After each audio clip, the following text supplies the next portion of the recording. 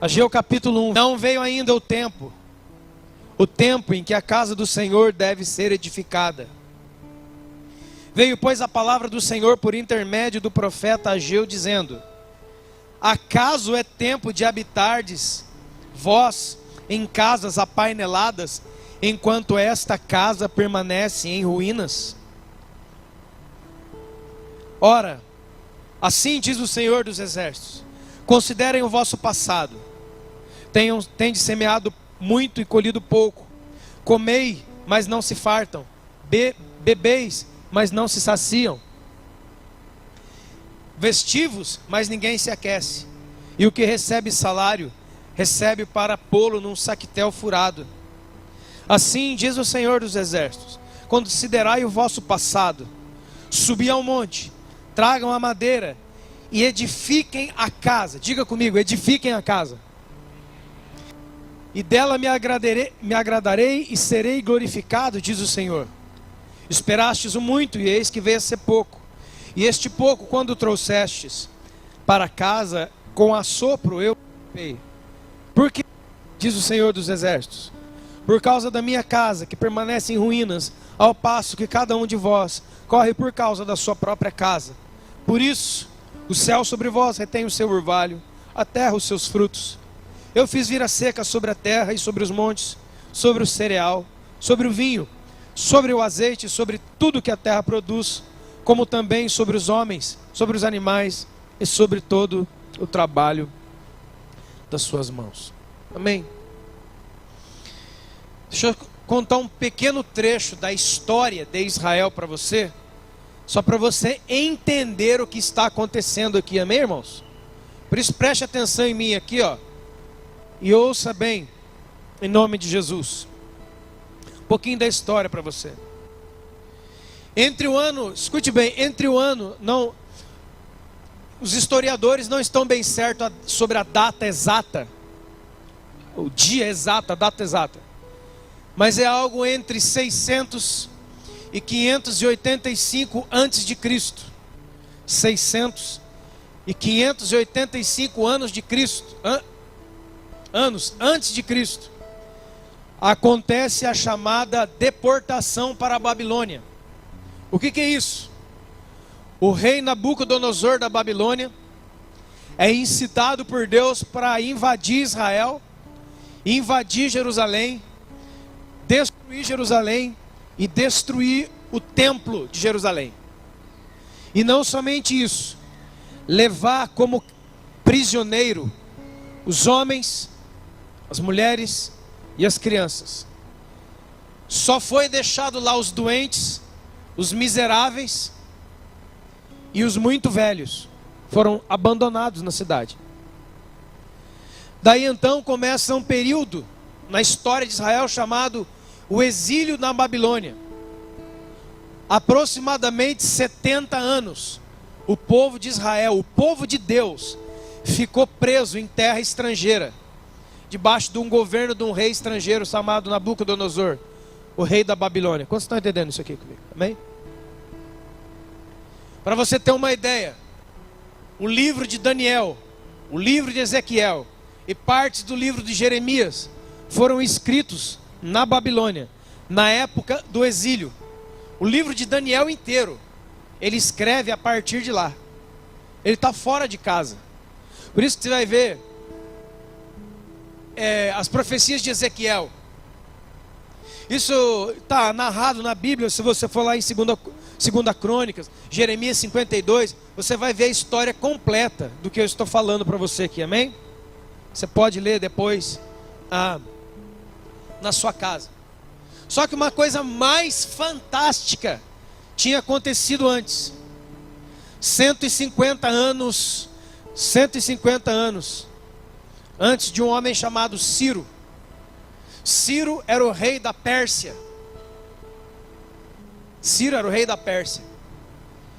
E 150 anos antes de Ciro nascer, e antes de se dar toda essa problemática, Deus dá uma palavra na boca do profeta Isaías.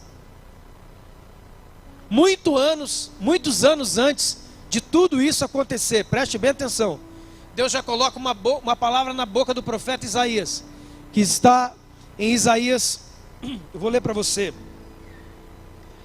Isaías 44, 28, diz assim o Senhor, olha só: quem diz de Ciro? Assim diz o Senhor: Ciro é meu pastor, e cumprirá tudo que me apraz. Dizendo também a Jerusalém: sê edificada, e ao templo: tenha fundamentos. Eu despertarei Ciro na minha retidão, endireitarei todos os seus caminhos, ele reedificará a minha cidade. Irmão, a Bíblia é aí vem aqueles caras, a Bíblia, eu não acredito que foi escrita pelos homens. Mas vai. Ele reedificará a minha cidade, ele soltará os meus cativos, não por preço, nem por presente. Assim diz o Senhor dos Exércitos. Sabe o que é isso? Antes de Nabucodonosor chegar, antes desse rolo todo acontecer, Deus no seu poder, na sua ciência, falou que em determinado momento ele ia levantar um homem chamado Ciro. Isso é uma das profecias bíblicas mais fantásticas que existe, porque ela cai na boca de Isaías.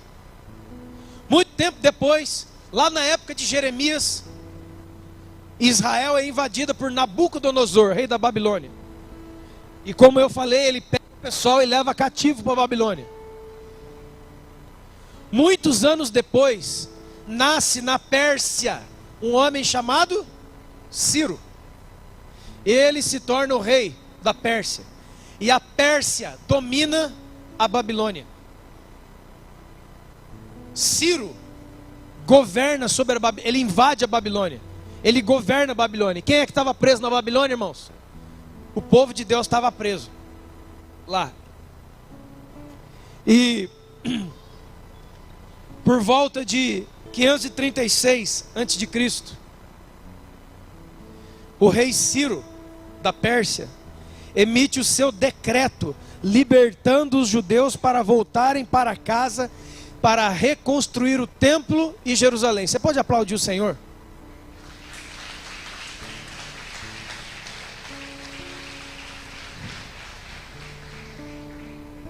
Deus levanta Nabucodonosor, vai lá, pega o povo. Depois ele levanta um outro rei em outro lugar, vai lá, domina aquele cara e dá uma ordem: solta todos os judeus para eles voltarem para casa.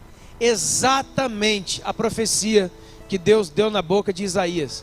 Assim como aconteceu uma segunda vez, quando os judeus estavam espalhados pelo mundo inteiro, e uma resolução da ONU, depois da Segunda Grande Guerra Mundial, declarou a abertura e a inauguração e a declaração do Estado de Israel. Está lá. Israel não tinha terra há 2000 anos, cara. E uma outra profecia se cumpre, que todo o judeu voltaria para casa. Até hoje eles estão voltando para casa.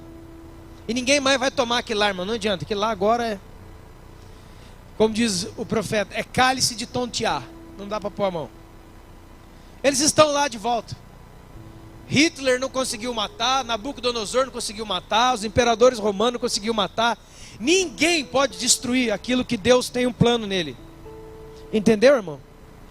E o que eu estou falando para você não é emocionalismo de culto, não. É história da humanidade. Deus tem um plano com Israel. Deus tem um plano com a igreja, sabia?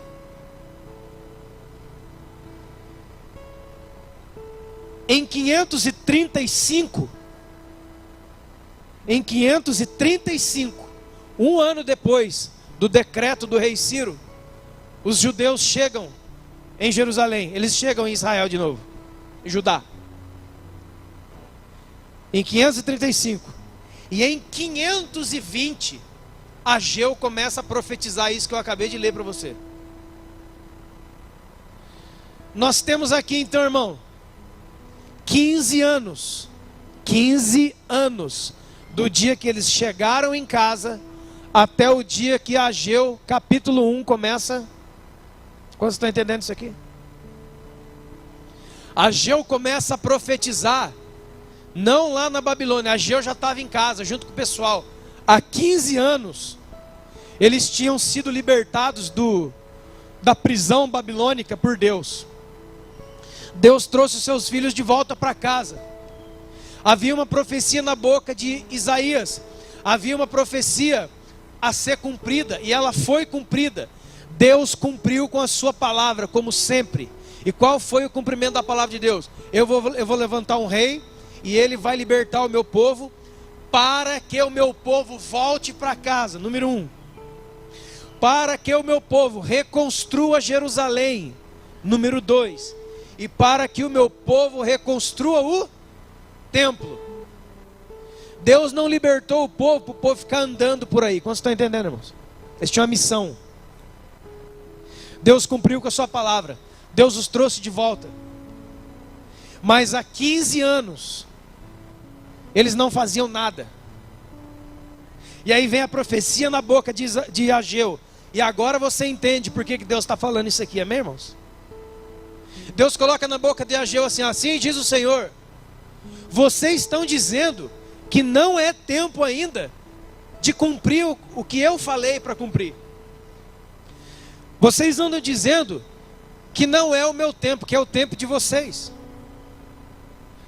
que é o tempo de cada um fazer o que acha que deve, como deve e do jeito que deve. Vocês se esqueceram de mim. Ele falou assim 2 vezes, você leu comigo: considerem o vosso passado, né? Nós lemos aí 2 vezes. 2 vezes o profeta Ageu fala assim: considere o passado. O que ele está falando? Lembra do que aconteceu com os pais de vocês. Lembra do que aconteceu com os avós de vocês. Porque, irmãos, por que foi que Deus pega Nabucodonosor e permite que Nabucodonosor arrase com Jerusalém, destrua o templo e leva todo mundo preso? Por que Deus permitiu isso? Porque o povo de Deus, os filhos de Deus, se esqueceram do seu Deus. Foram andar atrás do Baal, foram andar atrás do Mamon, foram andar atrás das Astarote, foram andar atrás do diabo, foram andar atrás deles mesmos. Jerusalém estava em ruínas, o templo sem sacerdotes, estava tudo largado, tudo esculachado. Aí Deus falou: bom, tudo bem, já que vocês não estão nem aí para mim mesmo, então também vocês não vão fazer conta de eu prender vocês e tirar vocês da casa de vocês e fazer com que você e o seu filho viva por 70 anos preso fora de casa. Bora todo mundo para lá. E o que Deus diz para Jeremias é tremendo: Jeremias, avisa o rei que Nabucodonosor está chegando aí, e que é para todo mundo se render. Ninguém de Israel deve lutar, porque é a minha mão, diz o Senhor, Nabucodonosor. Porque o homem que pegar em armas para defender Jerusalém vai morrer. Quantos podem entender, irmãos? Ninguém entra em Jerusalém a não ser se Deus permitir. Ninguém entra na sua casa a não ser se Deus permitir. Ninguém pode tocar em você a não ser pela permissão de Deus. Mas quando é que vem a permissão de Deus? Quando você esquece de Deus. Quando você passa Deus numa lista de... Sabe aquele negócio? Primeiro Deus, depois a minha família, depois os meus animais de estimação, depois o violão. Sabe esse tipo de coisa? Quantos creem que Deus está em primeiro lugar na sua vida? Levanta a mão. Amém. Você está errado. Deus não está em nenhuma lista sua. É Deus que faz a lista para você. Deus não está primeiro na minha vida, não. Primeiro na sua vida, não. Ele é a vida que está em você. E Ele vai dizer para você. Você pode entender? Aí tem gente que tropeça no segundo degrau. Então tá bom. Então Deus está, Ele faz a lista, né? Então tá bom. Então então Deus, então tá bom. Então em primeiro lugar, família. Quantos já viram isso?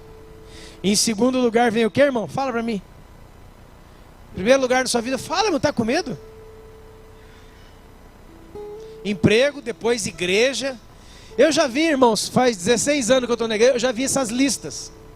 Em primeiro lugar, família, depois igreja, depois emprego. Tem gente que troca igreja. Tem gente que... Enfim, irmão, parece que cada igreja, cada lugar coloca a lista de lugar diferente. Primeiro, tem lugar que eles gostam mais da família, então põe a família primeiro. Aí tem gente que gosta muito de trabalhar, já põe a igreja, o trabalho depois. Está entendendo? Está tudo errado. Primeiro lugar, família. Segundo lugar, o que nós temos que fazer. Acabou. Tem mais. Mas cadê a igreja? Primeiro lugar é a família. Você acha que eu sou o que, seu? Você não fica, paz, irmão. Pai do Senhor, irmão. Você não me chama de irmão? Então diga comigo, primeiro lugar, família. Segundo lugar, todas as outras coisas que nós temos que fazer para Deus. Amém? Não tem igreja, igreja é família. Se você crê na Bíblia, né, irmão? Agora, se você não crê, não leu, aí desculpe. Eu devo estar falando alguma coisa estranha. Porque o apóstolo Paulo, entre tantas coisas, entre tantas e tantas coisas, diz que nós fomos feitos família de Deus. Não existe como você ser família de Deus e depois família comigo. Eu sou seu irmão, eu sou filho do seu pai. Quantos são filhos de Deus aqui pela fé? Eu sou. Você também é, então você é meu irmão.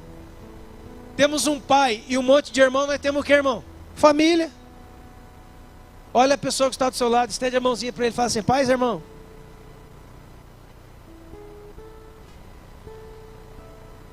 Por isso que a igreja tem que ser uma casa familiar. Amém?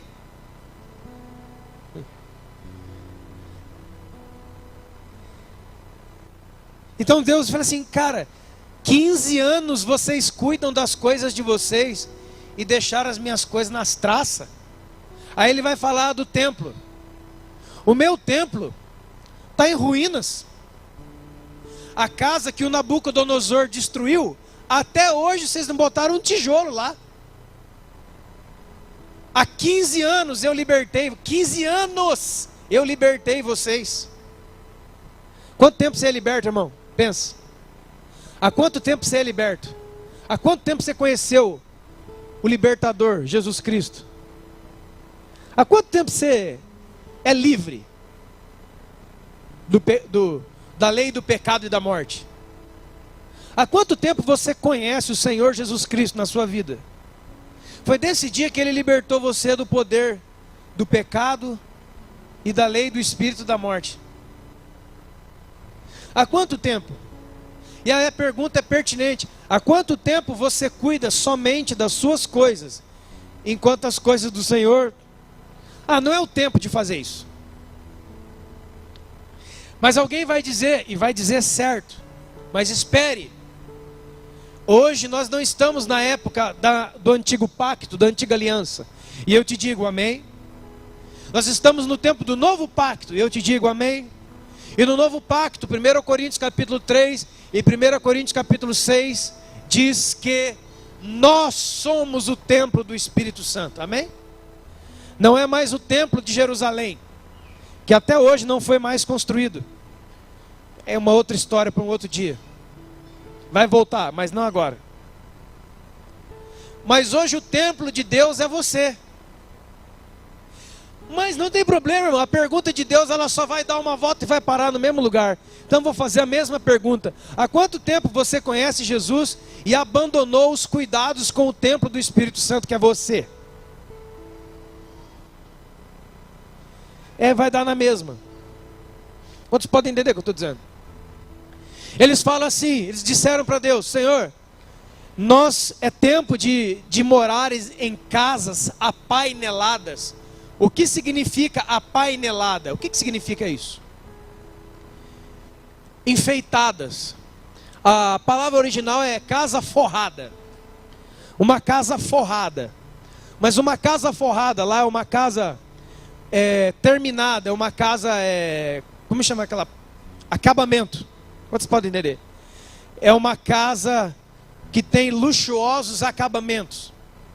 Então você, naquele tempo, ia à casa do israelita, e você ia, era uma casa bonita, e ele falava, olha o banheiro que eu construí. Aí senta lá no banheiro, cara, aquele banheiro que dá para você dormir dentro. Quantos estão entendendo? É aquele banheiro fantástico. Olha a torneira que eu comprei. Olha isso. Porque aí eu já tive lugar assim. Porque nós somos filhos do rei, né? Então tem que ter o melhor, né? Dessa terra. Lá. Olha o piso que eu coloquei na minha casa. Olha as coisas. Olha os enfeites. E você entra na casa dos irmãos lá. Naquela época, cara, eram casas lindas, apaineladas, porque 15 anos eles só cuidaram de uma coisa: os seus próprios. O templo de Deus só tinha uma coisa: o alicerce. Estava no alicerce, na altura do alicerce, amém? Quantos estão entendendo aqui? Porque quando Nabucodonosor destruiu, ele não arrancou os alicerces, guarde essa palavra. Ele deixou no chão assim, ó, no chão reto. Então Deus falou para eles: eu vou libertar vocês, eu vou enriquecer. Irmão, o povo mais rico da terra é o judeu, cara. Não adianta tacar fogo, não adianta Adolfo Hitler, não adianta ninguém adianta. Basta os caras pisarem na terra deles, eles voltam a ser os mais ricos e os mais inteligentes do mundo. Poderia citar vários nomes aqui, de pessoas que são bilionárias, e são judeus. Ou de pessoas que marcaram a história humana, como Albert Einstein, por exemplo, judeu. E tantos outros. Então Deus fala assim: eu libertei você, eu enriqueci você, e eu dei uma missão para você. Eu deixei você voltar para casa, voltar para sua casa. Mas era para que você colocasse o meu nome lá no alto. Porque você tem que entender, irmão, a história de Israel conta para nós.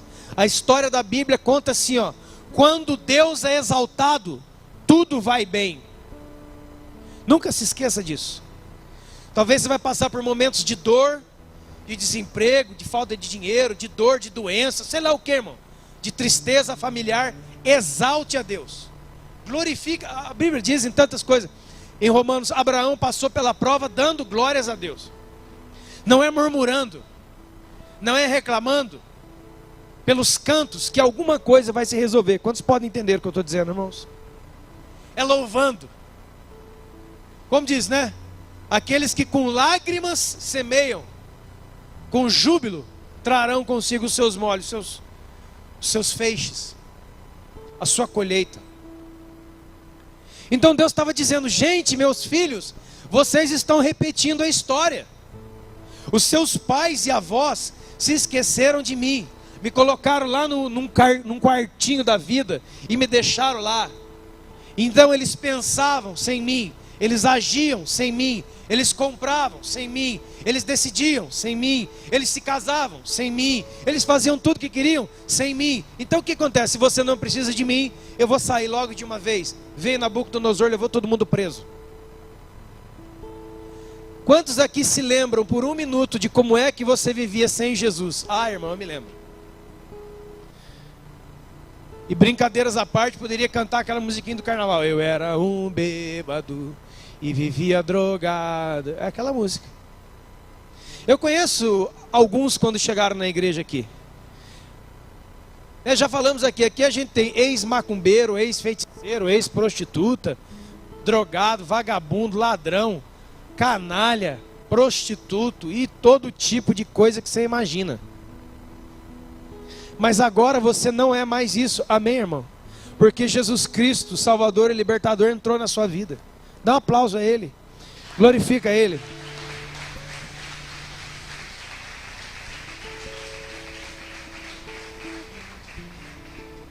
Glória a Jesus. Mas ele fala: olha, vocês estão me esquecendo como seus pais. Há 15 anos vocês só cuidam das coisas suas, dos seus próprios interesses. Não tem um templo, não tem um tijolo no meu templo. A minha casa ainda não foi erguida de volta. E deixa eu te explicar isso. O que é isso para o judeu? O que é isso para as nações? Irmãos, bem, eu não recomendo isso, mas alguns podem ver pela televisão. Esse templo de Salomão que foi construído aqui em São Paulo não chega nem aos pés do que era um dia. do que foi um dia o verdadeiro templo. E isso aqui é uma construção de mais de 400 milhões de reais. Amém? Chega nem ao pé do que foi. Então chegar num lugar, por que Deus permitiu Salomão construir um templo? Sendo que, porque não faz sentido, amém, irmão? Deus falou assim, ó, eu não habito em casa construída por mão de homem. Ele fala para Davi, e ele fala para Salomão, que casa que vocês querem construir para mim? Nem o céu dos céus podem conter a minha glória. Que casa vocês farão para mim? Mas ele permite Salomão e Davi, os dois. Davi junta o dinheiro, Salomão constrói o templo. Por quê? Porque quando ele fala na inauguração do templo com Salomão, ele fala assim, ó, o meu nome e a minha glória serão nessa casa. O meu nome e a minha glória serão conhecidos nessa casa. Irmãos, naquela época, o mundo inteiro ia para Jerusalém para ouvir a sabedoria de Salomão e para ver a glória de Deus no templo. É um tempo antigo, mas isso fala uma coisa para você, não fala? Hã? O objetivo do templo é o mesmo. Deus não mudou. Deus mudou a construção de alvenaria para o seu corpo, amém? Você é o templo, mas as coisas que ele disse para Salomão, ele diz para você e para mim. O templo naquela época era o endereço de Deus. Você hoje precisa ser o endereço de Deus. Eu quero fazer uma pergunta para você. Deus pode dar o seu nome como endereço dele? Deus pode ser encontrado em você se ele precisar dar o endereço dele? Isso é o templo, né? A gente gosta de ficar repetindo, templo de Deus, quem que é, irmão? Templo do Espírito Santo, eu, todo mundo. Repetindo um versículo como papagaios, sem entender nada. Que uma das declarações mais perigosas e sérias da nossa vida é essa: eu sou o templo de Deus. Você é o templo do Espírito Santo? Sou. Por quê? Porque a palavra diz que eu sou. É muito pouco, hein? Antes era o endereço de Deus, e Deus disse para Salomão assim: serei glorificado nessa casa que vocês vão construir para mim. A minha glória vai descer nesta casa. Eu serei conhecido das nações nessa casa. Nações virão ouvir a sabedoria do Senhor nessa casa. Está lá na inauguração do templo. E daqui a pouco a glória Shekinah de Deus encheu o templo. Foi uma coisa louca, maravilhosa. E aonde é que aconteceu isso depois? Atos capítulo 2. Mais de 1000 anos depois. Atos capítulo 2. Domingo, 9 horas da manhã, a Shekinah, o Espírito Santo de Deus, desceu como língua de fogo e encheu o templo dele de novo. E estamos nós aqui. Você é o endereço de Deus. Você deveria ser o endereço de Deus. Deus pode falar: Elias, você é o meu endereço. Deus pode tocar no coração de qualquer pessoa em Pindamonhangaba, irmãos. Se eu pegar agora para contar testemunho, eu e você, nós vamos varar a noite. De pessoas que andando na rua achou um folheto e foi para a igreja com um folheto. Nunca ninguém evangelizou ele, foi sozinho. Pessoas que, como eu, num determinado dia, 1 ano e 1 mês depois de alguém ter falado uma palavra para mim, eu fui para a igreja sozinho. Ninguém passou em casa, ninguém me ligou, ninguém nada. Eu peguei, esse negócio acabou, assim, vamos para Jesus. Deus pode dar o endereço dele, falando que é você. As pessoas podem procurar Deus em você. Vai achar. Vai achar a sua sabedoria, a sua palavra, a sua cura, a sua unção, a sua proteção, o seu amor em você. Você é templo mesmo. Você é um endereço físico de Deus. Quantos estão entendendo? Estava só no alicerce. 15 anos. Vocês só cuidam das coisas de vocês, não cuidam das minhas. O meu templo está em ruínas. E a Bíblia diz no Novo Testamento, no Novo Pacto, como é que se edifica o templo? O apóstolo Paulo falou 2 coisas tremendas. Ele falou assim: nós fomos chamados para edificar. Como que você edifica esse templo espiritual que é você para Deus? Como que você sai dessa vida que só cuida das suas próprias coisas, para cuidar das coisas de Deus? Porque você entende agora e considera como foi o seu passado. E vamos mais além dentro da palavra profética, que Deus fala através de Ageu assim, ó. Tem muita gente lá naquela época, e talvez tem muita gente aqui hoje, que ganha o seu salário, mas põe num saco furado. Já viu gente que ganha dinheiro, não tem fundo, não tem fundo, não tem fundo? Ele nunca tem nada, ele nunca pode chupar um sorvete, comer uma pizza e ir ali na rua. Ele trabalha. Ele não é um desocupado. Quantos estão entendendo? Ele trabalha, mas ele nunca tem um centavo. Trabalha, mas não tem nada. Está tudo errado. O céu fechado. Ele vai orar, vida espiritual rasa, vida espiritual seca. É sequidão em todo lugar. É sequidão financeira, é sequidão na família, é sequidão no espírito. Não consegue. Quantos estão entendendo, irmãos? Quantos sabem o que eu estou dizendo? Vamos pegar firme com Jesus. É 2 semanas, você já está na lona. Aí amanhã eu vou começar a ler a Bíblia. 2 dias você já pulou 3 capítulos, 5 e tá falando, e já está orando que no fim de semana você paga para Deus os capítulos que você não leu. Não, agora eu vou com Jesus. Amanhã você já está na lona. Existe algo maior do que simplesmente as nossas palavras. Está acontecendo alguma coisa que está fora do seu controle. O problema é que Deus vem falar para eles e vem falar para nós essa noite. Eu quero que vocês reconstruam o meu templo. Eu quero que vocês eu quero ter condições de ser glorificado em você. Eu quero condições de habitar. Irmãos, nós temos várias pessoas aqui, temos aqui pessoas, não vou citar o nome, mas temos pessoas aqui que estão nessa época. Né? Vou citar aqui o exemplo aqui desse casal. Vai chegar um bebê aí, daqui a pouco, outro nenenzinho. O que o pai faz? O que a mãe faz? Vamos o quê? Preparar um quarto para o bebê. Vão arrumar esse quarto, vão tirar isso aqui do lugar, vão chapiscar essa parede, vão subir a areia, vão botar piso, vamos, porque daqui a pouco chega o bebê.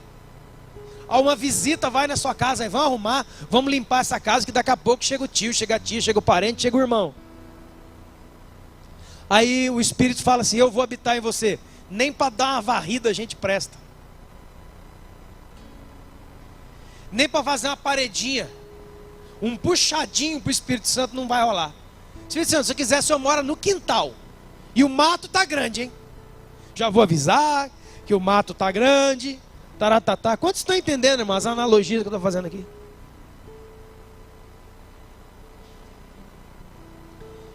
Às terças-feiras tem reunião na minha casa. Primeira tarefa do dia, limpar a casa, porque à noite chega visita. Aí o Espírito Santo, eu vou morar em você. Vê o que você faz aí.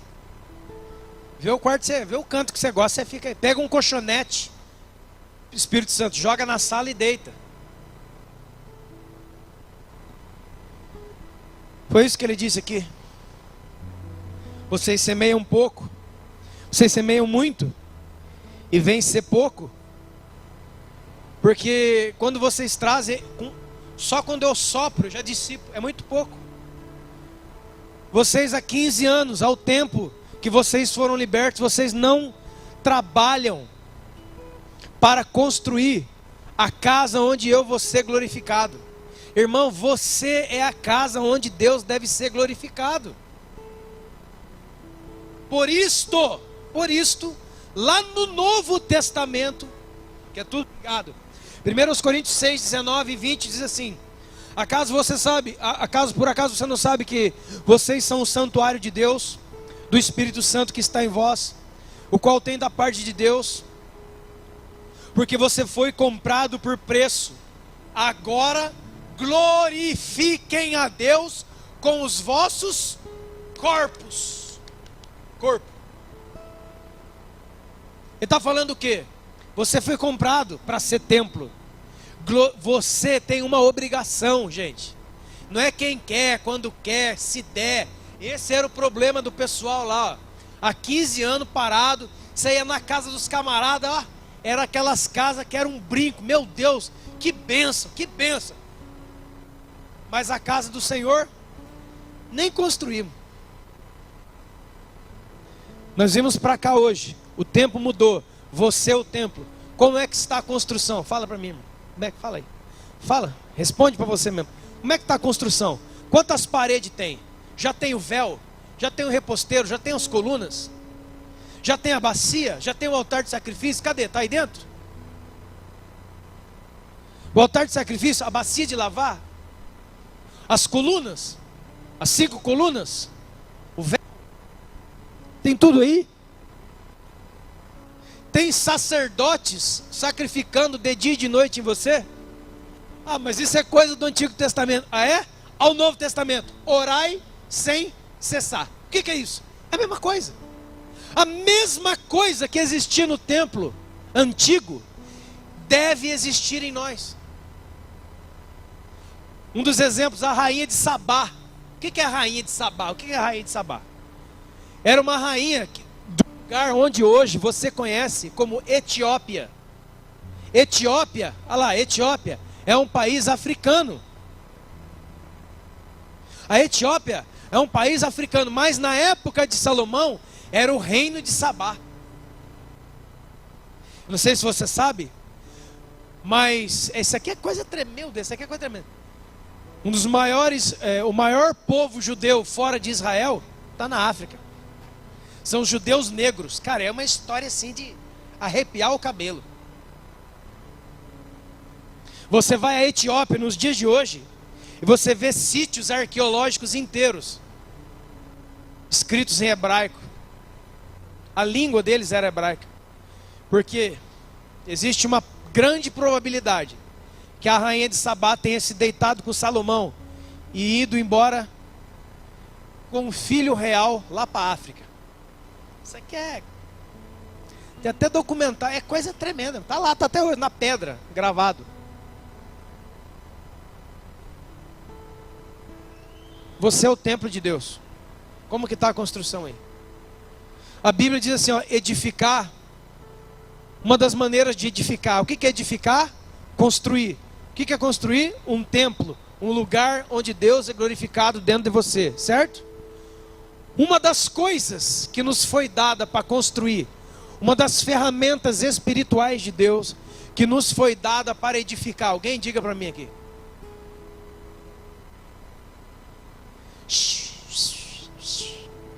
É assustador que é, irmão.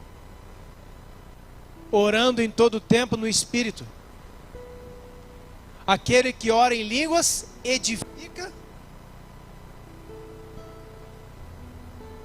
Isso é como um cinzel e um martelo. Quanto mais nós oramos em línguas, nós somos edificados no... Infelizmente tem gente até que nem crê mais. A Bíblia diz assim também, na igreja: edificai-vos uns aos outros na vossa fé santíssima. Eu posso edificar você e você pode me edificar. Está vendo? Deus coloca no nível pessoal a oração em línguas e coloca no nível coletivo a igreja, um irmão edificando o outro. Agora, aqui, nesse momento, eu estou construindo dentro de você. Eu estou edificando você através da palavra de Deus. Eu sou um construtor. Eu sou edificador. E agora, né, é verdade, Senhor. Isso é uma coisa que está na minha família, porque o meu pai é um construtor de casa. Meu pai é um pedreiro. E eu também sou. Eu posso dizer que eu sou. Não com os mesmos materiais que ele, mas eu edifico também outros no coração. Vocês podem entender? Um edifica o outro. Mas é por isso, irmão, que o Novo Testamento fala tantas vezes: edificai-vos uns aos outros. Sai fora de conversa que não edifica. Conversa que não constrói, ela destrói. Destrói o quê? O templo. Por isso que a Bíblia diz em 1 Coríntios 6, foge da prostituição. Qualquer pecado que você cometer, seja fora do corpo. Por quê? Porque ele é o templo do Espírito. Então tem esse primeiro nível, tem o nível espiritual. Agora deixa eu dizer uma coisa para você. Desde aquela época até nos dias de hoje, irmãos, escute o que eu vou dizer. E tenha bons ouvidos para ouvir o que eu vou dizer. Desde aquela época até nos dias de hoje, as pessoas estão abandonando a construção do templo, deixando quieto. Cada um cuida do que é seu, porque eles pensam, eles são enganados, pensando o seguinte: a gente tem que cuidar do que é nosso, porque senão a gente está frito. Não, não, não. Deixa eu dizer uma coisa para você, que eu vivo essa coisa, eu vivo essa coisa. Quando você sai para cuidar das coisas de Deus, Deus cuida das suas. E eu vou te dizer uma coisa: Deus cuida de você melhor do que você. Deus cuida dos seus filhos melhor do que você. Não tem pai e mãe aqui que seja melhor que Deus. Não tem. Não tem. Não tem pai e mãe que seja melhor que Deus. Não tem ninguém que cuide das suas finanças melhor do que Deus. Porque quando as suas finanças não estão na mão de Deus, elas estão na mão do mamão. E aí é saquetel furado, negão. E aí você está na praia. Ninguém cuida de você como seu pai. Não há ninguém melhor e mais excelente e mais poderoso para socorrer você no dia da sua angústia. Não há. Então Deus está falando o que para eles? Na verdade, Deus está querendo abençoar eles de novo e eles não percebem. Deus está falando: cara, vocês me abandonaram outra vez. Eu tirei vocês daquela escolinha de 70 anos para vocês aprenderem que eu cuido de tudo e vocês não deixam as coisas nas minhas mãos. Vocês querem resolver, vocês acham que o esforço do braço de vocês vai fazer com que vocês... Por isso Deus disse através de Jeremias assim: maldito o homem que confia no homem e faz do seu braço mortal a sua força. Preste atenção, irmão. Esta palavra não é assim: ah, então não confie mais em ninguém. Não, não, não, não, não, não. Maldito o homem que confia no homem. É maldito o homem que passa a confiar no homem e não confia mais em Deus. Não é que você não tem que confiar mais em ninguém. Ah, não confio nunca mais no meu marido, não confio na minha esposa, não confio no pastor, não confio no meu irmão, porque a Bíblia diz... Não, a Bíblia não diz isso, não. A Bíblia diz que um povo abandonou a confiança em Deus para confiar neles mesmos. Não, eu vou construir, eu vou ser um sucesso, a gente vai trabalhar e esta escola vai para frente, irmão. Como nós falamos aqui, essa escola saiu do zero, não tinha um centavo. Teve até irmãos aqui, não tem problema, eu não fico ofendido, que perguntaram para outros irmãos da onde é que nós estávamos tirando dinheiro. Irmão, então deixa eu responder com toda a educação. Daqui que não foi. Porque ainda se fosse, a Petra tinha que ter uma entrada financeira no mínimo 3 vezes maior, para que eu pudesse afanar uma coisa daqui para fazer construir lá. Irmão, aquilo é um milagre. Está ali a Daniela, está ali a Elisane, está ali a Renata. Você pode falar: ninguém tem dinheiro. Era 3 pobres que se encontraram, irmão. Não é? 3, irmão, é verdade. 3 pobres que se encontraram com um sonho. Vamos fazer a escola? Vamos. Então tá bom. Onde vai ser? Eu não sei. Quem tem dinheiro para começar? Eu não tenho. E você, Elisane, tem? Não. Aí, às vezes, a gente cai no desespero de pedir para o Tiago. Tem menos ainda. Também não tem nada. Irmão, ia aparecendo, cada um deu, outro deu, foi vindo. Uma pessoa chegando, outro foi chegando, outra foi abrindo, e não sei o que, foi abrindo. E muitas outras coisas vão acontecer. E é um lugar maravilhoso, cara. Louvado seja Deus por tudo isso. Eu glorifico Deus. Porque não foi a minha mão, nem a mão das meninas que fizeram aquilo lá. Nós não temos força para isso. Nós não temos capacidade para isso. Mas Deus tem. Deus é forte, Deus é poderoso. A Petra, irmão, quantas vezes já contamos a história da Petra? Vá lá e começa lá na rua Taubaté. Nós não tinha CNPJ, nós não tinha nome, nós não tinha nada. Eu me lembro que eu não sei com quem que eu passei naquela rua. Falei: olha, um ponto alugando aí. Pegamos o telefone. Fomos na casa do irmão ali, que é um tapeceiro da cidade, que era o dono do prédio. Você que é o dono do prédio? Sou eu mesmo, você que... Então, eu queria alugar. E o cara ficou até alegre. Não, que legal, você vai alugar? Tá... você vai pagar como? Eu falei para ele, não sei. Ele estava com óculos escrevendo negócio no contrato. Ele falou assim, ó, como? Não sei. Eu quero para abrir uma igreja. Quantos membros tinha igreja? Não tinha quase nenhum, irmão. Tinha 2, 3, 4, maluco. Mas você pode me dar o calção? Falei, só se o senhor ficar de pé eu te dou. Essa foi boa, essa. Não tinha dinheiro, cara. Eu não tinha nada, como garantir nada. Não tinha cadeira, não tinha nada lá dentro. Não tinha nada. Um microfone não tinha. Só tinha uma palavra. Aí o cara olhou pra minha cara, lembra até hoje, e falou, cara, alguma coisa me diz para alugar esse prédio para você. Alugou o prédio. Que da hora, aleluia, abrimos o prédio. Aquele lugar que não tinha uma cadeira para sentar. É outro milagre. No outro dia, se você estiver assistindo, Deus te abençoe muito, irmão. O irmão Vanderlei me ligou, Cris, tá na onde? Ah, eu tô aqui, no prédio novo da igreja. Não tinha nem torneira.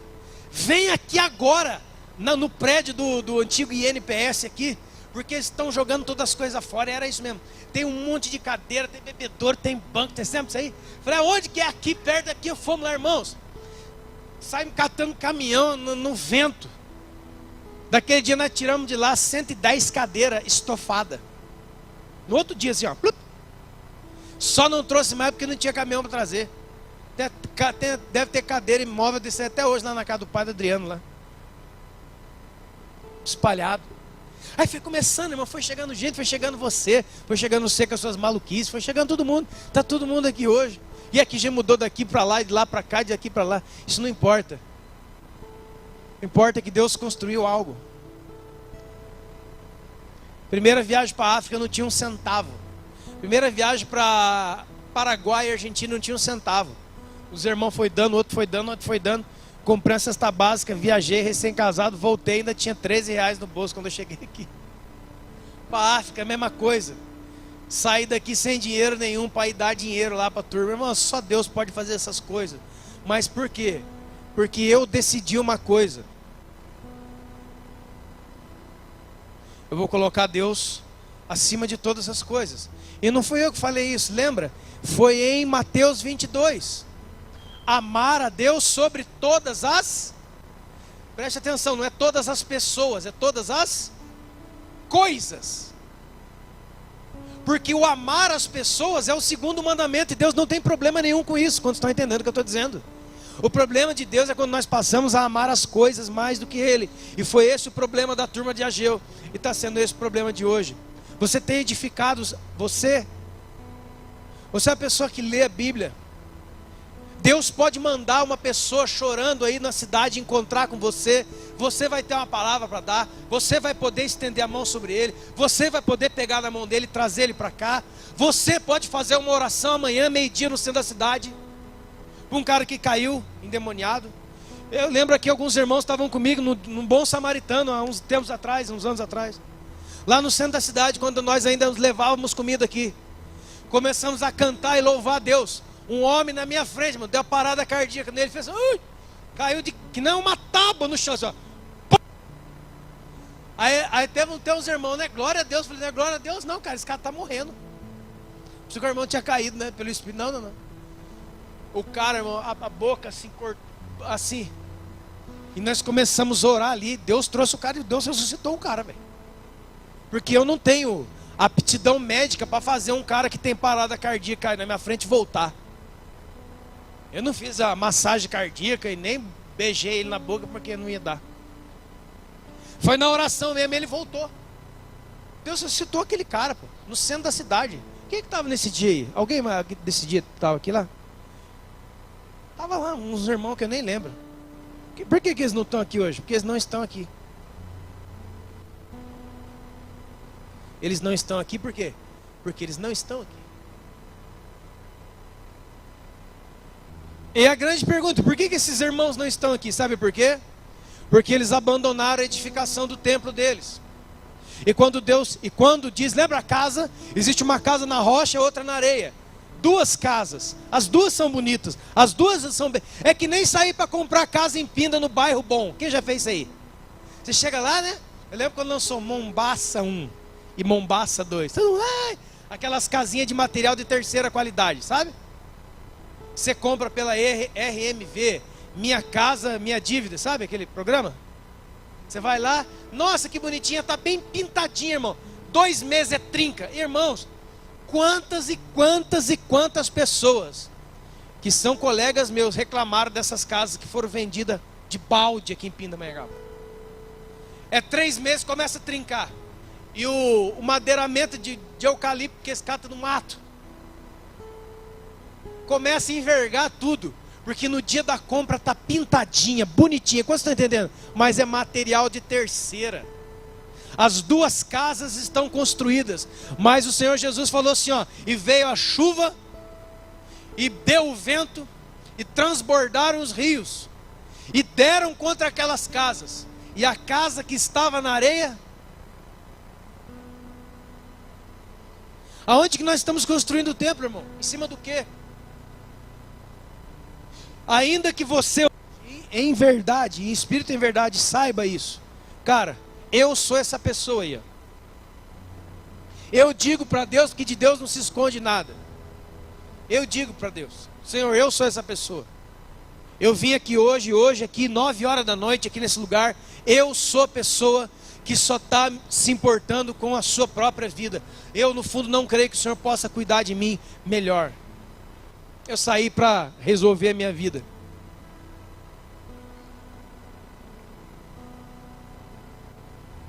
Lembra?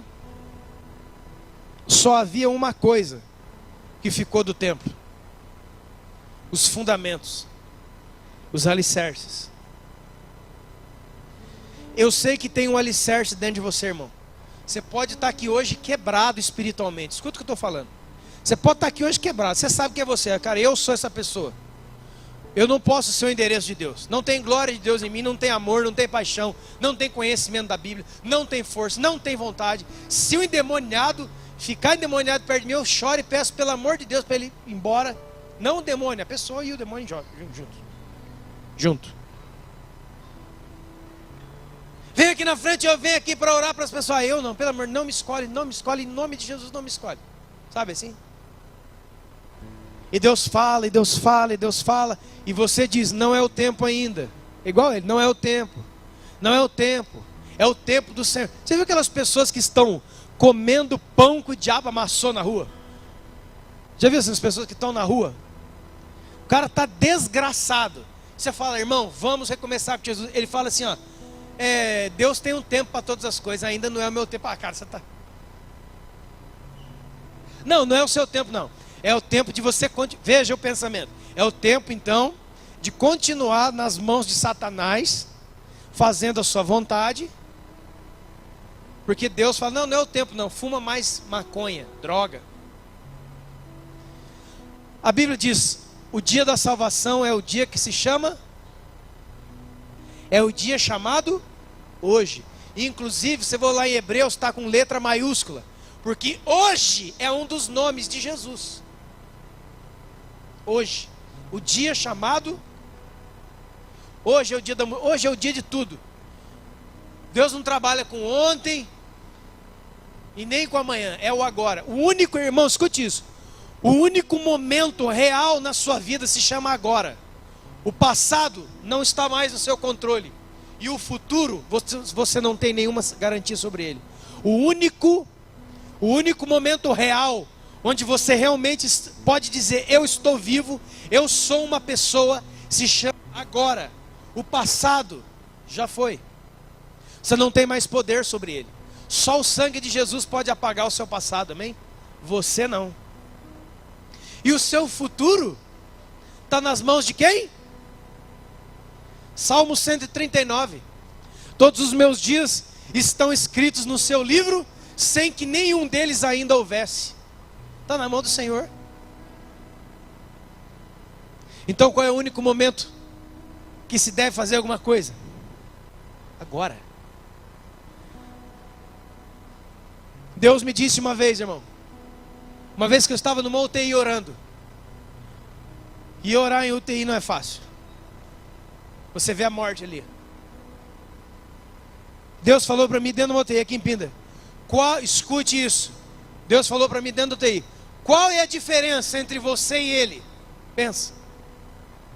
Qual é a diferença entre você que está aqui e uma pessoa que está lá com câncer terminal, pode morrer a qualquer momento? Qual é a diferença? Nenhuma. Nem você sabe o quanto você vai viver e nem ele sabe. Certo? Ou alguém aqui sabe o dia da morte? Como vai ser o dia que Jesus vem buscar você? Você sabe? O dia, a hora, o lugar? Ninguém sabe. Qual é a diferença entre você e ele? Nenhuma. Inclusive, pessoas como o rei Ezequias, que tinha uma sentença de morte, tiveram mais 15 anos de vida. E outros que estavam bem de vida, morreram instantaneamente depois. Tudo que nós somos e temos está na mão de Deus, irmão. Então, deixa eu dizer agora a última coisa para você. Deus falou essa palavra. Ageu tem 2 capítulos só. Ageu é 2 capítulos. Leia lá hoje na sua casa. Por favor, faz isso por você mesmo. Abençoa você mesmo. Leia lá. Você vai ver que o capítulo 1, Deus vem, levanta um homem chamado Ageu para falar isso com o povo. No capítulo 2, Deus levanta um homem chamado Zorobabel, que está aqui. Zorobabel ouve a palavra. Zorobabel se levanta diante da palavra. E Zorobabel levanta o povo para cumprir a palavra. E aí vem a palavra de Deus, a exortação de Deus. Um líder se levanta e o povo se levanta. E a Bíblia diz aqui, no capítulo 2, no versículo número 13, deixa eu ver se é o 13 mesmo.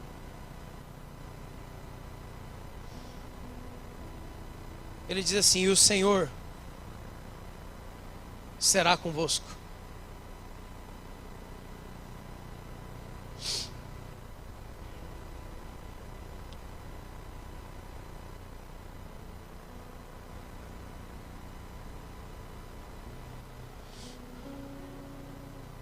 Momento.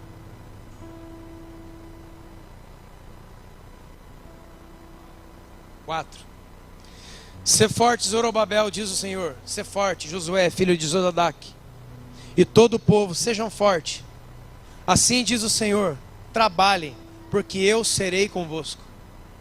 Irmão, Deus é tão maravilhoso que Ele chacoalha você, Ele fala o seu erro, Ele fala o que você tem que fazer, e Ele só quer uma coisa de você: que você se levante e vá trabalhar para Ele. Porque quando você for trabalhar para Ele, a palavra volta e fala assim: não, mas sou eu que vou fazer. Enquanto você estiver fazendo, sou eu que estou fazendo. Levanta, Zorobabel, levanta, Josué, levanta, Josadaque, levantem, povo, e trabalhem para mim, diz o Senhor. Cuidem das minhas coisas, diz o Senhor. Priorizem a mim, e vocês serão priorizados. Quantas orações nós fazemos querendo ser atendidos na nossa hora de aperto? Mas Deus olha para nós e fala: rapaz, tem que usar só de misericórdia com você, porque você é um homem, uma mulher que nunca priorizou a mim. Você só quer os meus favores.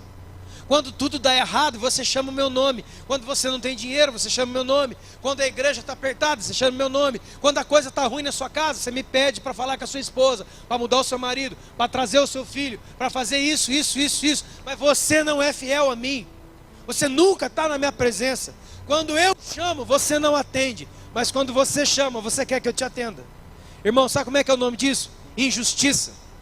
Injustiça com Deus santo. Injustiça com Deus bom, que tem guardado, que tem amado, que tem livrado a cada um de nós. Tem gente aqui que foi livrado da morte. Tem gente aqui que foi livrado de desgraças 1000. Porque Ele nos amou quando nós ainda éramos pecadores.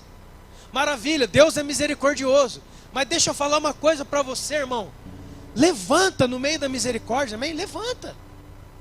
Fala: Deus, pode tocar a bola aqui para mim, porque eu estou aqui. Pode me dar a missão. Cara, eu louvei a Deus pelos esses irmãos que me procuraram essa semana. Cara, eu quero orar pelas pessoas. Chama as pessoas aí que eu quero orar. Eu quero fazer algo para o Senhor. É lógico, irmão, que quando alguém se levanta dizendo que quer fazer algo com o Senhor, pode ser meramente uma vontade, amém? Mas é para isso que nós existimos. Ó, a gente vai alinhando a pessoa. Nós não estamos aqui para proibir você, nós estamos aqui para equipar você a fazer o que Deus tem chamado você. Quantos podem entender? Sabe o que Deus diz em Ageu? Alguns versículos você conhece? Porque o Zorobabel já ficou, meu Deus, todos esses anos, 15 anos, eu gastei todo o meu dinheiro fazendo coisa para mim, comprando carro para mim, comprando brinquedo para mim, comprando televisão para mim, comprando PlayStation para mim, comprando sei lá o que para mim. E agora o Senhor me chamou para edificar em missão, para edificar na casa dele, para edificar. Eu não tenho dinheiro. Sabe o que Deus fala em Ageu 2? Minha é a prata e meu é o ouro, diz o Senhor. Só levanta que eu vou colocar de novo na sua mão. Só se levante e diga para mim que agora você será fiel, que eu vou botar na sua mão. Eu não vou botar como botei na mão dos seus pais, não. E ele fala assim, ó, porque a glória da segunda casa será maior do que a primeira. Se a primeira foi maravilhosa na mão de Davi e Salomão, na mão de vocês vai ser mais ainda, porque sou eu que vou construir.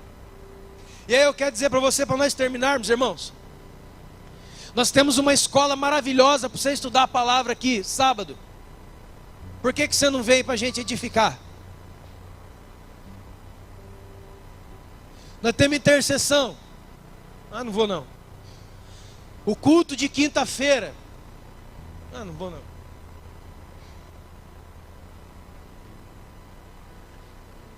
Seminário. Retiro de casais. Retiro de carnaval. Deus só colocando na sua frente e você fazendo assim, ó. Não, não quero, não dá, não posso. Com esse dinheiro eu posso comprar outra televisão. Com esse dinheiro eu posso comer 5 pizzas, não vou. Vocês estão entendendo? Deus fazendo, e o desinteresse no coração de muitos. Lembre-se do que Deus falou. Eu vou fechar o céu em cima da sua cabeça. Deus fecha o céu na cabeça de muita gente, desde Gênesis até Apocalipse. Não é porque Deus é mau, não, irmão. É porque o nosso coração fica tão duro. Lê lá para você ver. Nosso coração endureceu de uma tal maneira que a única maneira do Pai trazer você de volta é colocando um castigo em você. Quem é pai e mãe aqui sabe do que eu estou falando. Quem é pai e mãe aqui sabe o que eu estou falando. Tem hora na vida que o pai e mãe tem que botar um castigo no filho. Você não vai sair. Você não vai comer mais isso. Eu vou contar um testemunho aqui. Há muito tempo aconteceu isso. A Helena era pequenininha. Lá na minha casa. Ela estava comendo uma comida lá. Ela falou, não quero. Começou a brigar que não queria aquela comida. Começou a brigar, isso aqui. Eu lembro até hoje. Ela catou. Ela era uma criança. Catou o garfo e tacou assim no chão com a comida. Eu falei, você, levante-se e saia da mesa. Falei para ela, sai da mesa.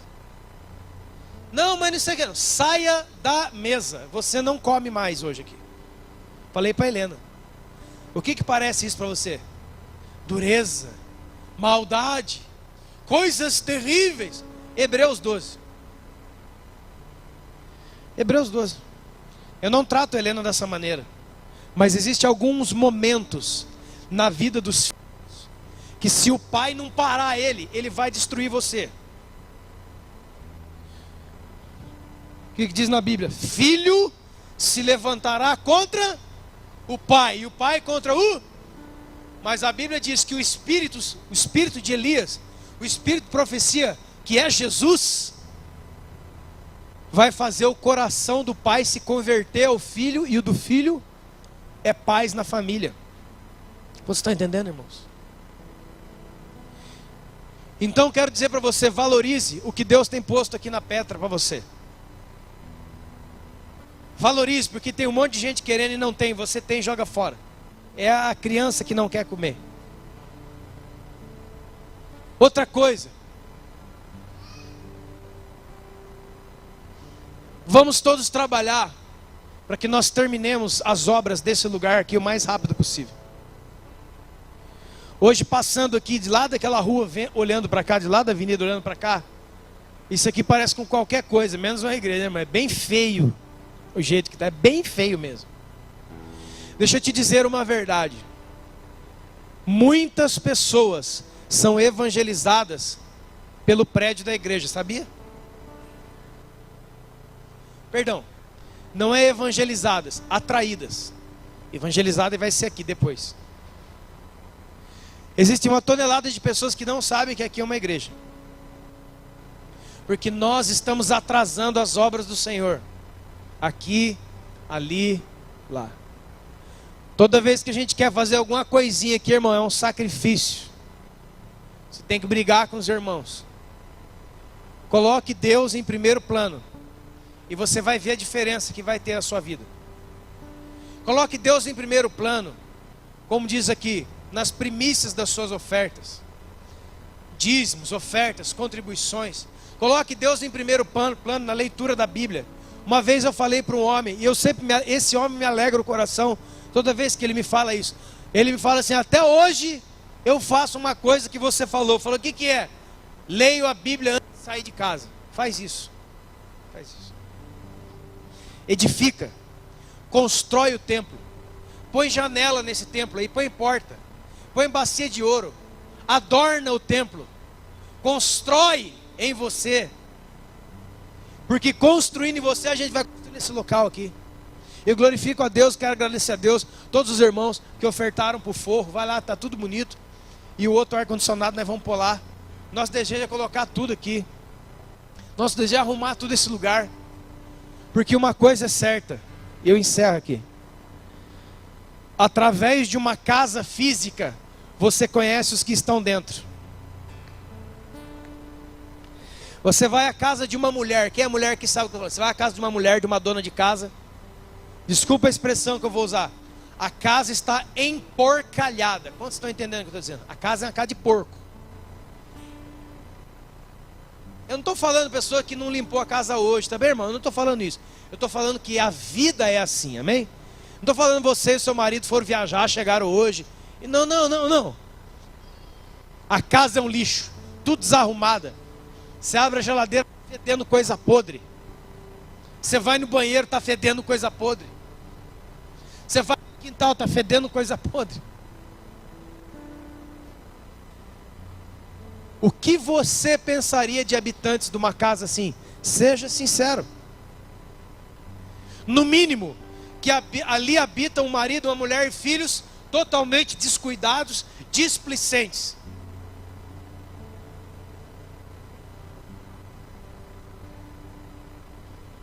Deu para entender, irmão? Aqui, nós somos o templo de Deus. Mas quando nós estamos reunidos como congregação, isso aqui é a casa de Deus. Não o bloco, amém, irmãos? Mas não tem cabimento nós estarmos numa igreja onde as pessoas jogam papel de bala, chiclete, as coisas no chão. Se o seu filho faz isso, repreende ele, viu, mãe? Você está ensinando ele a ser uma pessoa melhor. Cadeira rabiscada, chiclete para todo lado, farinha de biscoito. Muitas vezes a gente termina aqui o culto, eu olho tudo isso, cara. Eu tenho cara de bobo, como diz o apóstolo Hélio, mas é só por benefício próprio. Eu fico só aqui, irmão, aleluia, só aqui, ó, tum, pá, tum. Às vezes termina o culto, eu vou aqui nessa salinha onde as mamães ficam com os nenês. Parece que os nenês delas são suínos. Eu tenho um filho que fica ali, irmão, estou falando de mim mesmo. Porque nenhuma mãe, eu não posso, nenhuma é forte demais, mas a maioria acha que a casa dela tem que estar limpa, enquanto aqui pode ser o maior tipo de emporcalhamento que puder. Vocês estão entendendo? Então ela entra com o filho ali com um pacote de chips, o filho taca chips na cara, passa no cabelo, passa aqui na axila, conhecido também popularmente como sovaco, e deixa aquela farinha com gordura toda ali, e ela pega, minha filha é tão linda, minha filha, e deixa. Sabe por que deixa? Porque tem irmãos que servem você em amor, que vão limpar a sua sujeira. Olha que coisa abençoada, amém, irmão? Você sai ali, é copo. Você vem aqui, esses bandos de cantor também fica deixando um monte de copo e sujeira aqui, ó. Todo lugar, aqui no púlpito já vi. Brinco, chave, não sei o que, carteira de não sei de quem, fulano, copinho de não sei de onde. Porque já dizia o Senhor naquela época, vocês cuidam da casa de vocês. Vamos fazer a reforma lá em casa, bem, vamos comprar tinta boa, a porta boa, o chaveiro bom, não sei o que bom, o vidro bom, o piso bom, e não sei o que, na casa do Senhor. Aí vão lá no torra-torra do, sei lá.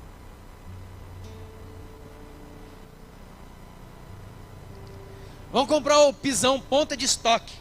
Já vem quebrado. Olha que benção, irmão. Ah, mas não é põe quebrado mesmo, né, irmão? Põe quebrado mesmo. Aleluia. Quando você está entendendo o que eu estou dizendo, irmão? A gente suja aqui. Irmãos, teve pessoas que já defecaram no chão do banheiro aqui. Tinha um pedaço de você caído ali. Mas a gente foi lá e limpou. Eu faço questão de vir limpar a igreja aqui toda quinta-feira, sou eu que limpo. Às vezes quando não dá, eu peço a Tânia, alguém que venha limpar comigo. Caio também vem comigo, outros irmãos vêm. É só perguntar para eles. A sujeira que fica, as coisas que ficam. Se a gente tem um ar-condicionado hoje lá na sala das crianças, é bênção para elas, para o meu filho, para o seu filho. Eu quero te dizer em nome de Jesus o que disse o Senhor. Não é mais tempo de andarmos nós em casas apaineladas, enquanto as coisas de Deus permanecem no escanteio. Se coloque de pé, por favor.